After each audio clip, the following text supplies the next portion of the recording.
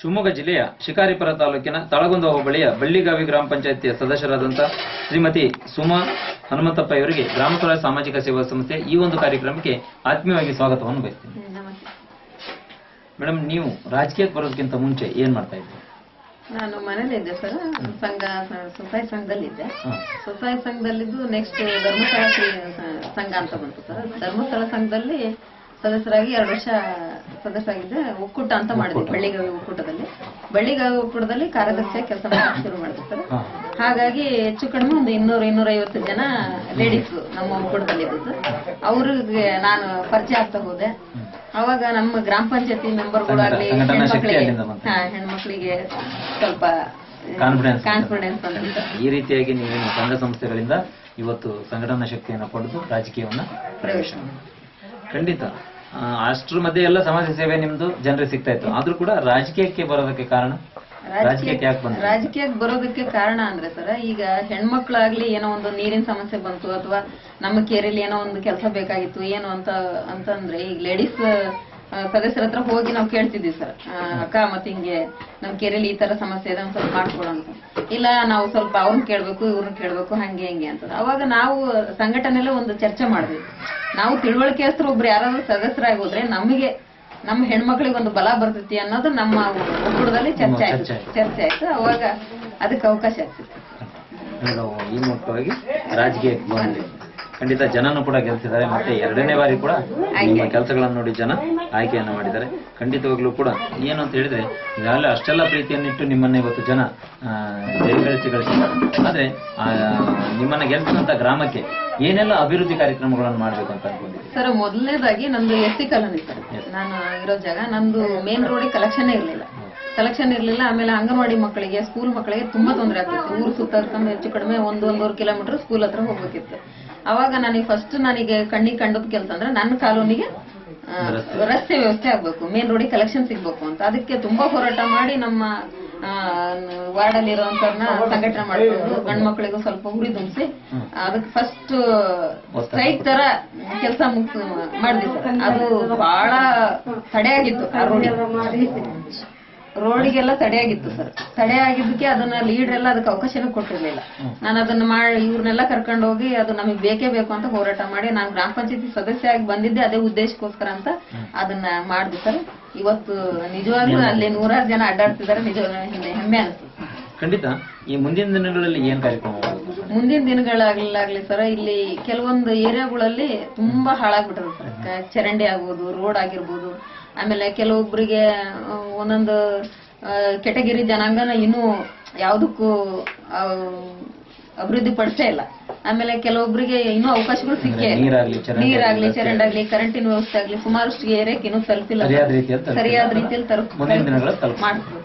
ಖಂಡಿತ ಮೇಡಮ್, ಕನಸುಗಳನ್ನ ತುಂಬಾ ದೊಡ್ಡದಾಗಿ ಇಟ್ಕೊಂಡಿದ್ದೀರಿ, ಗುರಿಗಳನ್ನು ಕೂಡ ಬಹಳ ವಿಸ್ತಾರವಾಗಿ ಇಟ್ಕೊಂಡಿದ್ದೀರಿ.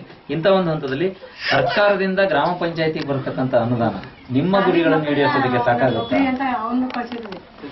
ನಿಮ್ಗೆ ಸಾಕಾಗುತ್ತಾ? ಇಲ್ಲ ಸರ್, ಖಂಡಿತ ಸಾಕಾಗೋದಿಲ್ಲ. ಯಾಕಂದ್ರೆ ಈಗ 10 ಲಕ್ಷ ರೂಪಾಯಿ ಅನುದಾನ ಬರುತ್ತೆ ಅಂದ್ರೆ ಅದ್ರಲ್ಲಿ 6 ಲಕ್ಷ ರೂಪಾಯಿ ಕೆಬಿಗೆ, ಇನ್ನು 4 ಲಕ್ಷ ರೂಪಾಯಿ ಸಿಬ್ಬಂದಿ ವೇತನ, ಇನ್ನು ಬರೋದು 50-60 ಸಾವಿರ ರೂಪಾಯಿದಲ್ಲಿ ನಾವ್ ಏನ್ ಕೆಲಸ ಮಾಡಕ್ ಹೋಗಲ್ಲ ಸರ್.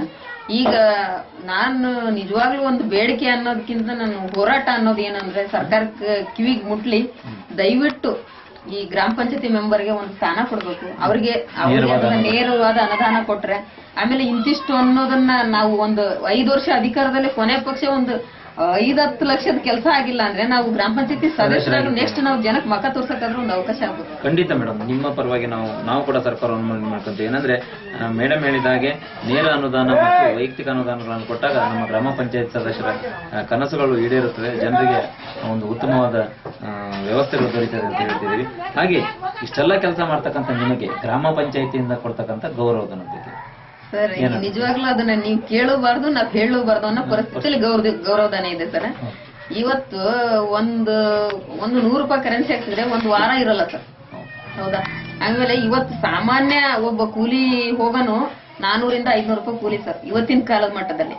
ಆದ್ರೆ ಈ ಸರ್ಕಾರಕ್ಕೆ ನಾವೇನ್ ಗ್ರಾಮ ಪಂಚಾಯತಿ ಸದಸ್ಯರು ಅಂತ ಕಾಣ್ತಿದೀವೋ ಇಲ್ಲ ಗೊತ್ತಿಲ್ಲ ಸರ್. ನಮಗೆ ಕರೆನ್ಸಿ ಖರ್ಚಿಗೂ ಸಮೇತ ಈ ಗೌರವಧನ ಸಾಕಾಗಲ್ಲ. ಖಂಡಿತವಾಗ್ಲೂ ಕೂಡ. ಹಾಗಿದ್ರೆ ಎಷ್ಟು ಕೊಟ್ರೆ ಅನುಕೂಲ ಆಗ್ಬೋದು?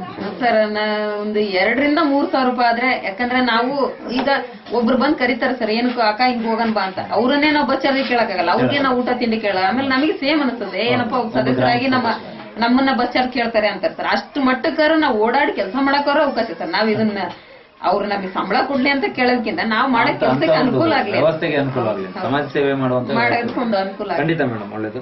ಹಾಗೆ ಈಗ ನಮ್ಮ ಸಂಸ್ಥೆ ಗ್ರಾಮ ಸ್ವರಾಜ್ ಸಾಮಾಜಿಕ ಸೇವಾ ಸಂಸ್ಥೆ ಕೇರಳ ಮಾದರಿನ ತರೋದಕ್ಕೆ ಎಲ್ಲ ಗ್ರಾಮ ಪಂಚಾಯತ್ ಸದಸ್ಯರನ್ನು ಒಗ್ಗೂಡಿಸ್ಕೊಂಡು ಹೋಗ್ತಾ ಇದೆ. ಈಗ ಕೇರಳ ಮಾದರಿಯನ್ನ ನಾವು ಇಲ್ಲಿ ತಂದ್ರೆ ನಿಮ್ಮ ಸದಸ್ಯರುಗಳಿಗೆ ಏನೆಲ್ಲ ಉಪಯೋಗಗಳಾಗ್ಬೋದು ಕೇರಳ ಮಾದರಿ? ಖಂಡಿತ ಸರ್, ಖಂಡಿತ. ಯಾಕಂದ್ರೆ ಇಲ್ಲಿ ನಮ್ಮ ಕರ್ನಾಟಕ ಮಟ್ಟದಲ್ಲಿ ಇವತ್ತಿನವರೆಗೂ ಯಾವ ಪರಿಸ್ಥಿತಿ ಇದೆ ಅದೇ ತರ ನಡೀತಿದೆ. ಇಲ್ಲಿವರೆಗೂ ನಮಗೆ ವೈಯಕ್ತಿಕವಾಗಿ ಯಾವುದೇ ಸೌಲಭ್ಯ ಆಗ್ಲಿ, ಆಮೇಲೆ ನಾವು ಏನೋ ಒಂದು ಗುರಿ ಇಟ್ಕೊಂಡ್ ಬಂದಿರ್ತೇವೆ. ಈಗ ನಾವು ಆಶ್ವಾಸನೆ ಕೊಟ್ಟಿರ್ತೀವಿ ಸರ್, ಎಲೆಕ್ಷನ್ ಟೈಮ್ ಆಗ ಇಲ್ಲ ನಾವು ನಿಮ್ ಕೇರಿಗೆ ಅದು ಕೊಡ್ತೀವಿ ಇದು ಕೊಡ್ತೀವಿ ಮಾಡಿಸ್ತೀವಿ ಅಂತ 5 ವರ್ಷದವರೆಗೂ ಆ ಕೆಲಸ ಮಾಡಕ್ಕಾಗಲ್ಲ ಸರ್ ನಮ್ಮ ಕೈಲಿ. ಕೇರಳ ಮಾದರಿ ಅದು ಬಂದಿದ್ರೆ ನಿಜವಾಗ್ಲೂ ನಾವು 100% ಮಾಡಕ್ ಆಗ್ದಿದ್ರು ಒಂದು 20-30% ಆದ್ರೂ ನಾವು ಒಳ್ಳೆ ಕೆಲಸನ ಮಾಡ್ಬೋದು ಸರ್. ಖಂಡಿತ ಮೇಡಮ್, ಒಳ್ಳೇದು. ಹಾಗಾದ್ರೆ ನಮ್ಮ ಗ್ರಾಮ ಸ್ವರಾಜ್ ಸಾಮಾಜಿಕ ಸೇವಾ ಸಂಸ್ಥೆ ಸ್ಥಳೀಯ ಸಮಸ್ಯೆಗಳನ್ನು ಗುರುತಿಸತಕ್ಕಂಥ ಗ್ರಾಮ ಪಂಚಾಯತ್ ಸದಸ್ಯರು ಮತ್ತು ಉಪಾಧ್ಯಕ್ಷರು ಅಧ್ಯಕ್ಷರ ಮನೆಗಳಿಗೆ ತೆರಳಿ ನೇರ ವಿಡಿಯೋ ಸಂದರ್ಶನವನ್ನು ಮಾಡಿ ಅದನ್ನ ವೆಬ್ಸೈಟ್ ಮೂಲಕ ಇಡೀ ರಾಜ್ಯಕ್ಕೆ ವಿಸ್ತರಿಸ್ತಾ ಇದೆ.